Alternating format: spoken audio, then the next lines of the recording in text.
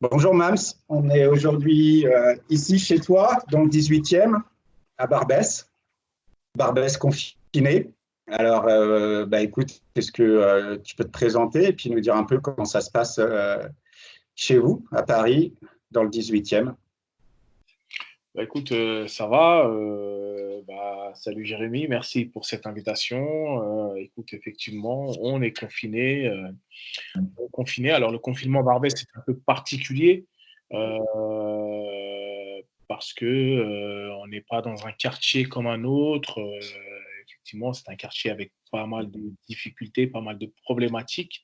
Et si j'avais une phrase à donner tout de suite comme ça d'entrée de jeu, on va dire qu'on vit le confinement dans le confinement. Alors, tu me diras pourquoi cette double répétition en ce qui concerne le confinement, c'est que il y a eu une rénovation urbaine qui s'est opérée sur ce quartier, donc qui a permis à ce qu'on ait des logements plus grands, mais ça concerne, je dirais, 70% uniquement de la population. Je parle notamment d'origine diverse. Et tu as quand même encore un gros foyer de 30% qui vivent à 5, 6, 4 tout petits logements. Et ça, c'est extrêmement compliqué. Et du coup, c'est pas évident, c'est pas facile. Mais bon, pour eux, c'est extrêmement contraignant, voire difficile de pouvoir vivre les uns sur les autres dans cette période de confinement, en ne pouvant pas sortir, etc. On a d'autres problématiques aussi qu'on retrouve dans ce confinement, c'est la crise humanitaire, parce que là, on se rend compte que finalement, des gens qui n'ont pas accès à des commerces pas trop chers, qui leur permettent justement de pouvoir subvenir à leurs besoins et autres, euh,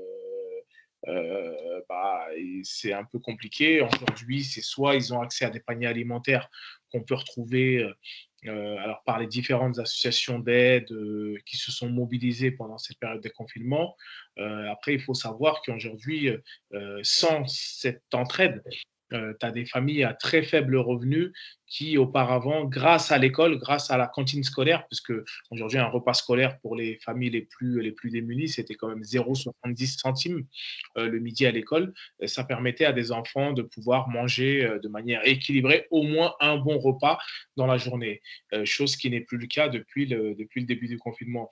Et c'est vrai que ce confinement faire sortir la misère, en fait, qui était là, hein, mais qui était plutôt invisible, qui était plutôt diluée, et on la ressent de plus en plus depuis le début du confinement.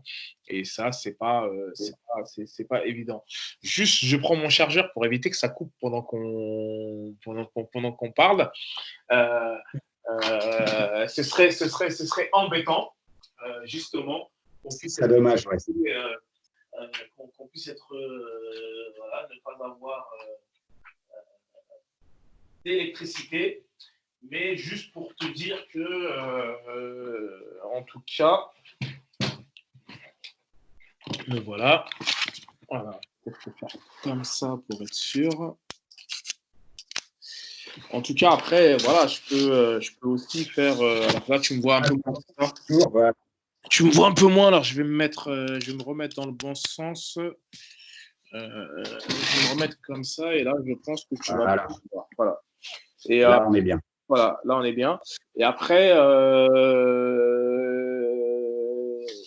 voilà, il y a cette question des marchés, il y a cette question de l'accès à la nourriture, il y a cette question également qu'on traite qui concerne également la problématique des migrants, la problématique à la fois des migrants. Je prends pour exemple, par exemple, les gens qui habitent dans les foyers de jeunes travailleurs, les foyers d'immigrés maliens, sénégalais, mauritaniens et autres, d'ordinaire travailler soit en intérim ou soit travailler au jour le jour pour certains. Ces gens-là aujourd'hui n'ont plus de revenus et donc ils sont en extrême précarité parce qu'ils ne peuvent pas travailler, parce que souvent, certains, il faut le dire, hein, n'avaient pas de papier, donc du coup, étaient en cours de régularisation et autres, certes touchaient leur salaire, mais le fait de ne pas avoir de papier ne te permet pas de toucher les minima sociaux, ne te permet pas également de toucher le chômage, etc. Et donc, tu te retrouves tout d'un coup parce que tu ne peux pas travailler. Alors, c'est des gens qui sont volontaires, hein, qui sont parfaitement intégrés dans la société, même s'ils n'avaient pas le fameux document,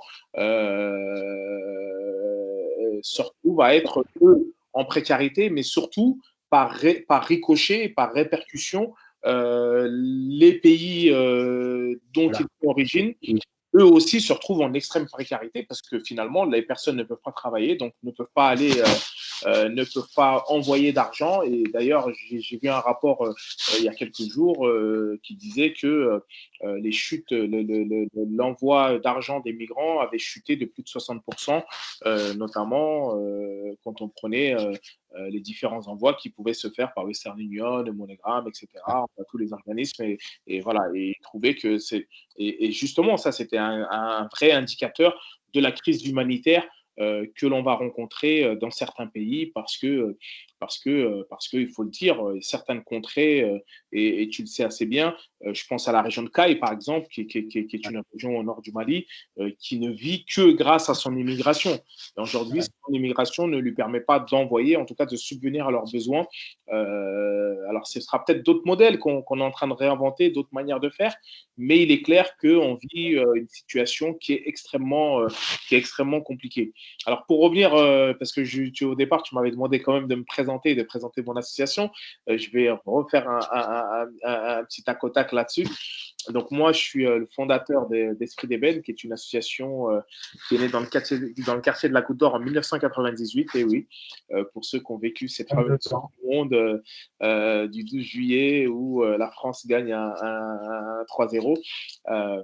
Cette association, donc, elle voulait être un lien entre pouvoir public, jeunes, entreprises privées, parce que déjà à l'époque, on pensait que l'entreprise avait un rôle sociétal à jouer. Voilà, donc on était peut-être en avance, en tout cas, sur cette question, mais tant mieux.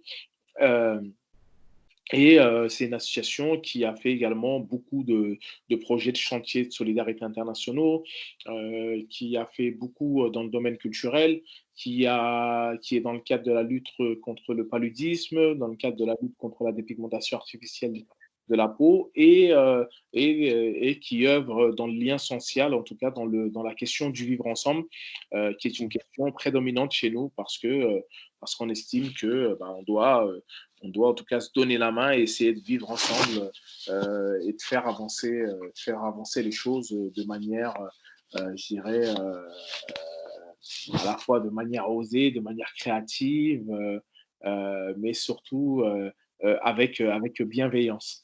Avec bienveillance, et c'est ce qui manque, c'est vrai, aujourd'hui. Les gens sont tellement dans une culture, j'ai envie de dire, individualiste et non pas de partage, et ce qui fait que il y a un problème, il y a une problématique de bienveillance collective. Et en tout cas, on est plutôt là-dessus. L'idée, c'est comment emmener un jeune isolé dans son quartier qui s'auto-enferme. Alors, je dis, parce que c'est vrai qu'on parle aussi de l'enfermement qui est dû à la société, mais il y a aussi un auto-enfermement qui finalement rejaillit parce que tout simplement, on a tellement été en opposition, on nous a tellement dit que ça, c'est pas possible, finalement, on s'auto-enferme. Et on le voit, par exemple, dans le quartier de la Goutte d'Or, qui est à 3 minutes à pied du quai de Montmartre, où les jeunes ne vont pas à Montmartre. Alors que c'est un des sites les plus visités au monde, les plus connus au monde, avec la Tour Eiffel, Notre-Dame, voilà, la Basilique de Montmartre. Voilà, c'est tout ça. Et en tout cas, notre asso, justement, œuvre dans ce sens, œuvre dans la bienveillance, œuvre dans le vivre ensemble, essaie d'éduquer, essaie d'informer, fait de la prévention. Voilà, c'est toutes ces choses qu'on essaie d'amener alors parfois, on nous dit qu'on est un peu hybride, un peu 4x4 parce qu'on ne sait pas trop. Mais justement, c'est aussi ça notre force. Notre force, c'est de pouvoir amener des gens qui sont complètement différents et les amener à débattre sur des sujets, sur des sujets communs, en disant, bah voilà, toi, tu es plutôt dans ton quartier du Haut-Montmartre, tu n'as pas l'habitude d'aller voir ce qui se passe à la Goutte d'Or, et toi, tu es plutôt confiné à la Goutte d'Or, bah viens, mettez-vous ensemble, essayez de créer des choses ensemble, essayez de créer un pont. Un pont, dans un premier temps, c'est un pont culturel, mais aussi ça peut être un pont sur un débat d'idées, sur une vision, sur des potentialités, sur de l'entrepreneuriat, etc., etc. Et puis vous êtes là. Vous êtes à Barbès, ça fait 22 ans que vous y êtes, que vous n'avez pas quitté le quartier, même si vous avez sillonné la France, le monde, vous êtes toujours resté au cœur du quartier, au cœur de ce 18e arrondissement. Chose qui est, tu parles de lien social qui est extrêmement important là en ce moment. Tu parles de ces situations de précarité qui sont exacerbées et qui sont aggravées. Tu parlais aussi de situations de confinement pas forcément simples à vivre, à appliquer même par rapport aux conditions d'habitat de nombreuses familles.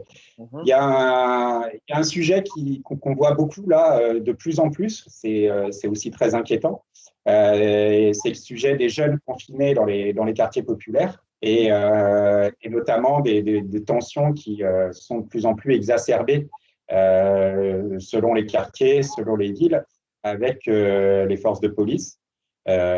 Situation qui pouvait déjà être générer pas mal de tensions.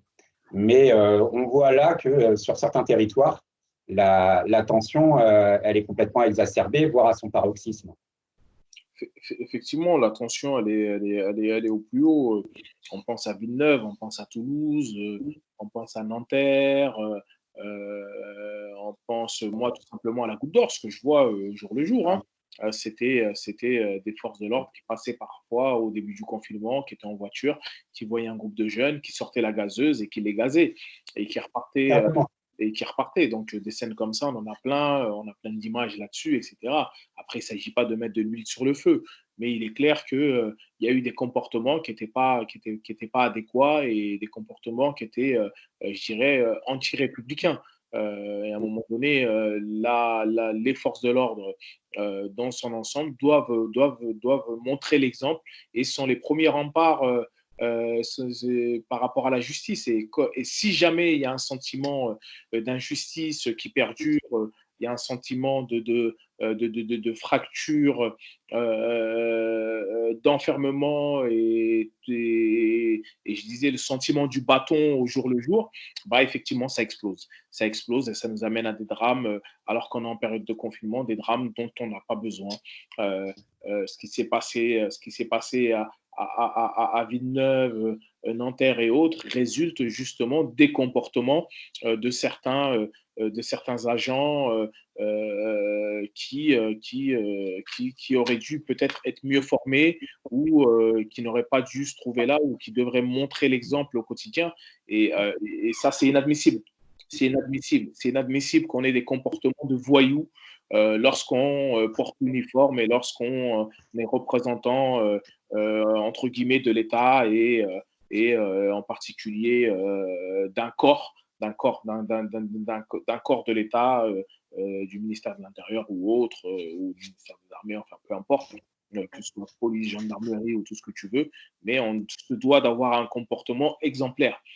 Déjà, c'est extrêmement difficile pour les jeunes en question, je le disais dans mon propos précédemment, lorsque tu habites à 5, 6, 7, 10 les uns sur les autres, et qu'on te dit que tu ne peux pas sortir alors que toi, habituellement, ta vie, j'ai envie de dire, à 60%, elle se passe à l'extérieur. Lorsque tout d'un coup, bah, il y a cet arrêt qui est net, bah, c'est compliqué. C'est compliqué. Et je crois que d'autant plus maintenant, on a besoin d'un espèce de sursaut républicain, euh, d'un sursaut, je dirais, alors j'ai pas le terme, commun qui fasse que ensemble on puisse aller de l'avant. Parce que cette crise sanitaire, cette crise que l'on vit dans le monde, c'est le monde entier qui la vit.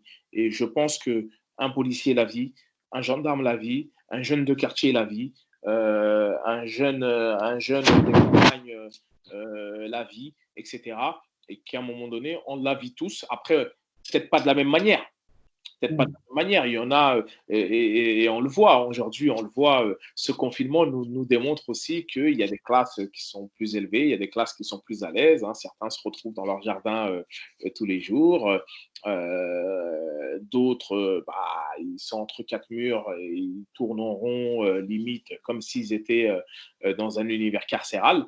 Et que voilà, donc on devrait justement avoir une attention particulière et préparer l'avenir et se dire, on vit une crise sans précédent et justement reconstruisons l'avenir ensemble et d'une manière plus juste. Et je crois qu'il y a la problématique d'équité.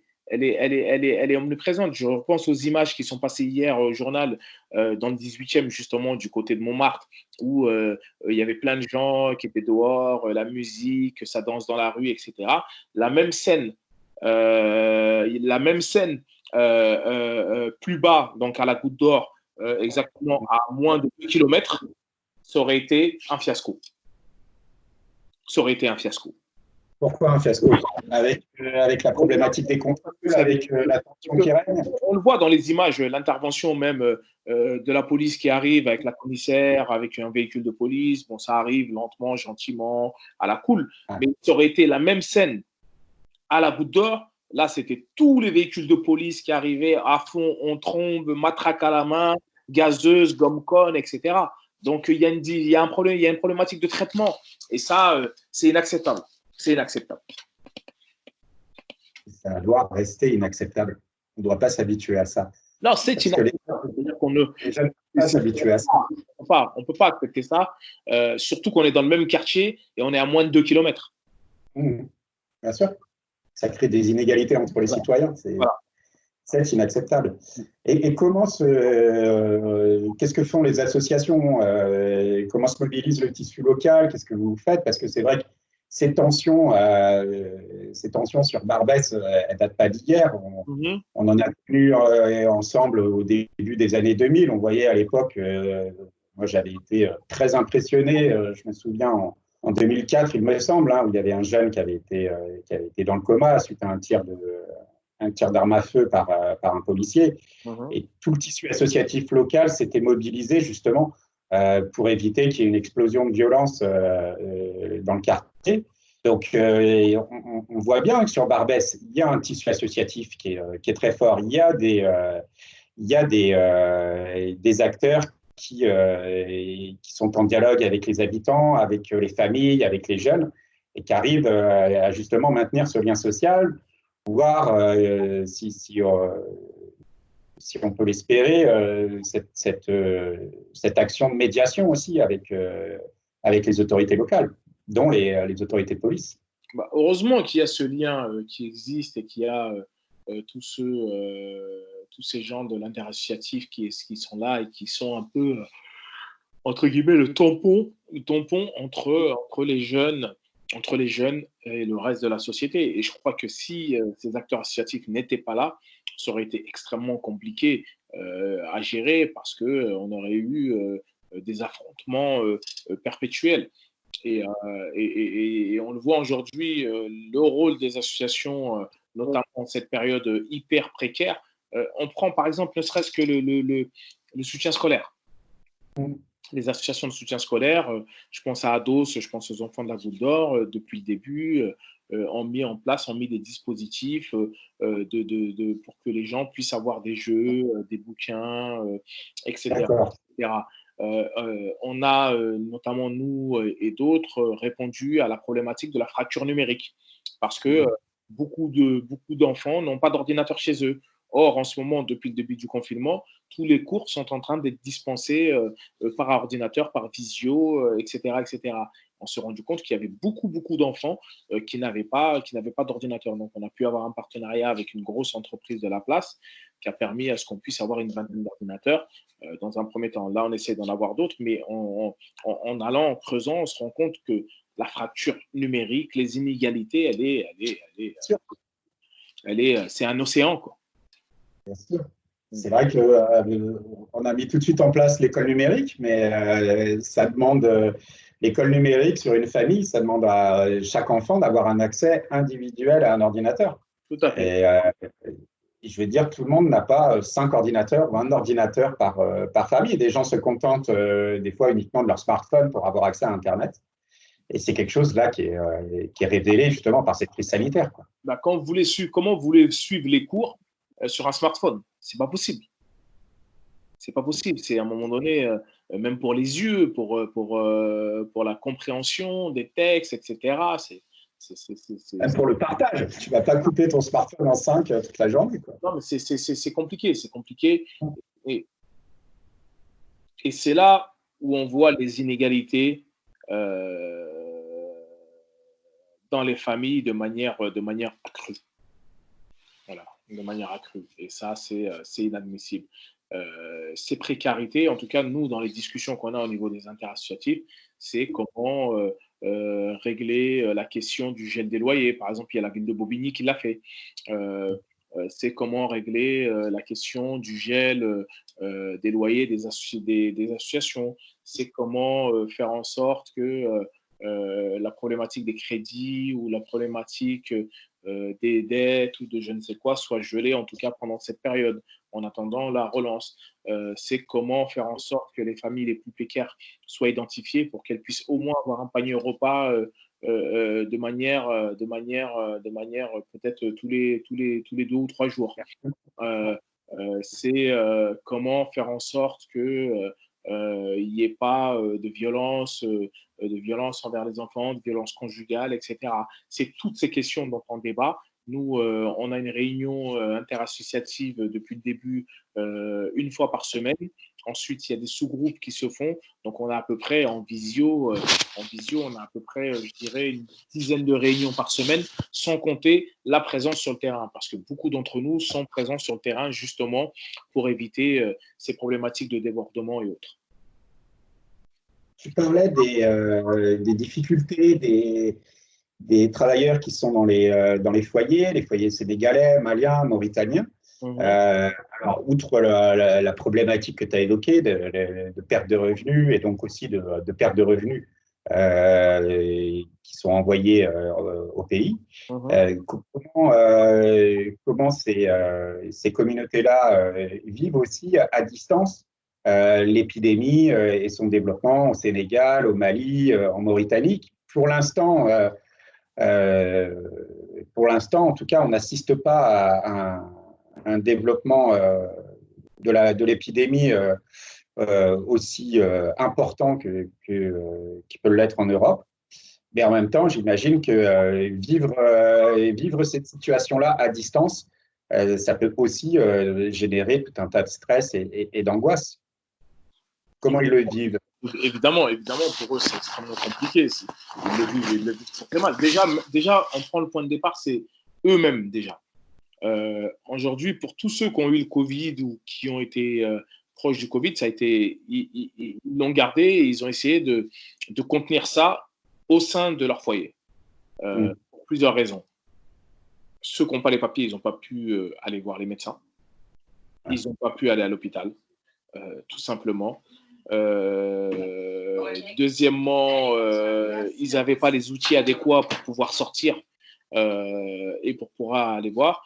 Certains n'avaient pas de couverture maladie médicale et autres.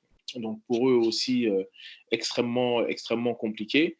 Et de là, sur la problématique du Covid en Afrique, ils se posent la question. Ils sont en lien tous les jours via les WhatsApp, via tout autre moyen de communication qui existe, IMO, etc., avec leur famille restée au pays. Mais ils ont surtout pour eux, et c'est assez drôle, enfin assez drôle, pour eux, c'est d'abord la problématique de pénurie alimentaire qui prime avant la médicale. Parce qu'ils se disent, OK, le Covid, bon, il y a une chose sur deux. Alors que s'il n'y a pas mangé, là, c'est tout le monde qui trinque. Donc, voilà un peu leur raisonnement pour avoir discuté avec beaucoup d'entre eux. C'est de se dire comment ma famille va manger. Voilà. Comment on vit les deux, quoi. Comment on se protège de l'épidémie et comment on se protège de la faim, finalement. Voilà. OK. Un dernier mot, peut-être. Dans J2R, tu es engagé sur un projet, là. Vous aviez envisagé pas mal de choses avec l'association Dramedia qui est au Maroc. Vous travaillez sur des échanges artistiques avec des jeunes du quartier, des jeunes marocains autour de Dramedia. Quelles sont les perspectives? C'est quelque chose qui est complètement oublié ou malgré la situation, c'est une perspective toujours présente?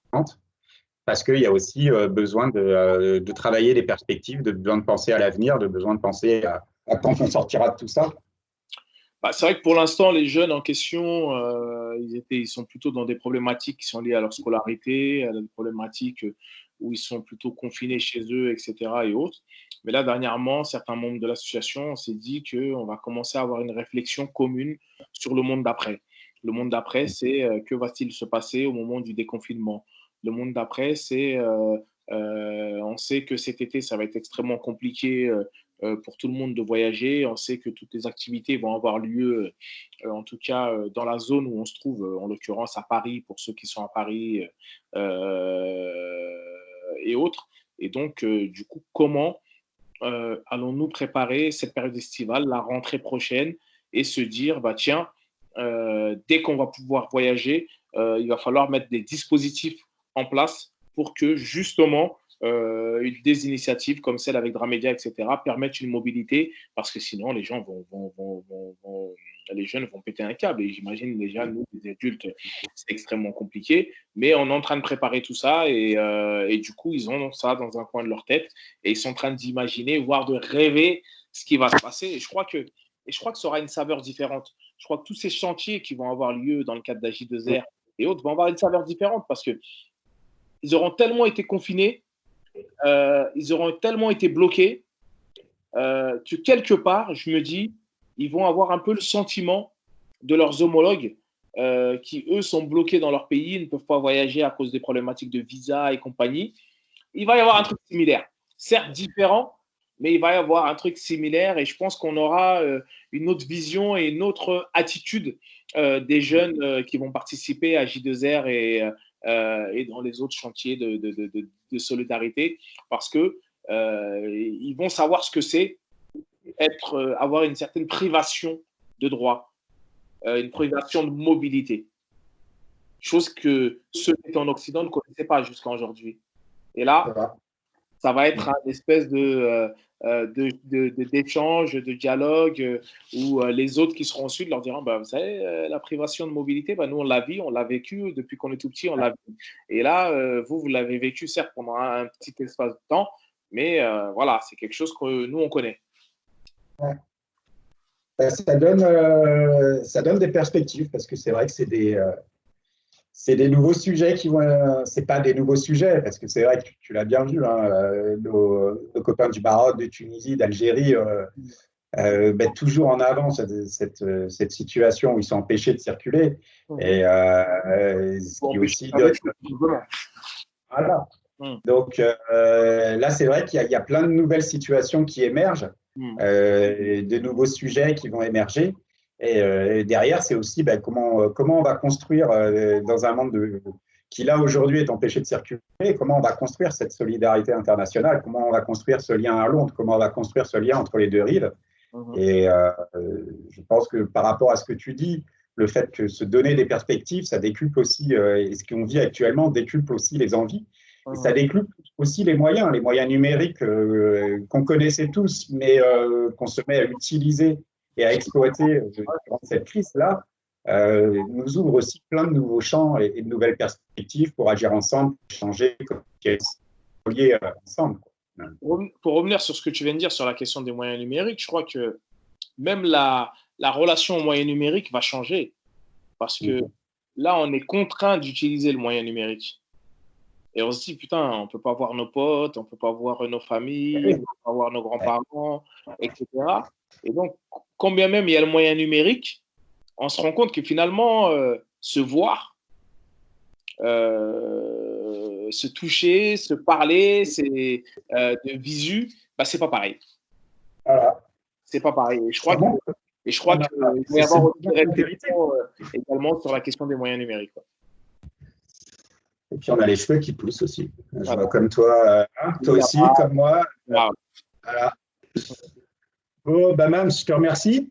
Bah, merci à toi. C'est toujours un plaisir. On continue. On reste ensemble, on reste connecté avec le réseau, avec les uns les autres.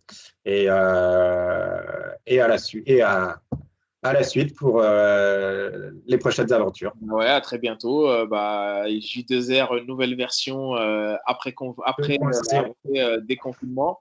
En tout cas, je pense qu'on aura beaucoup de choses à dire et que les jeunes auront énormément de choses à dire sur l'avenir, que ce soit en termes de mobilité, que ce soit en termes de projets communs, etc. etc. Voilà, c'est bien le but du projet, c'est de leur donner la parole, c'est de les écouter, c'est de leur permettre de s'exprimer. Voilà. Donc on a déjà commencé et puis on va continuer. Super. Merci Mams. À toi. À bientôt. Ciao.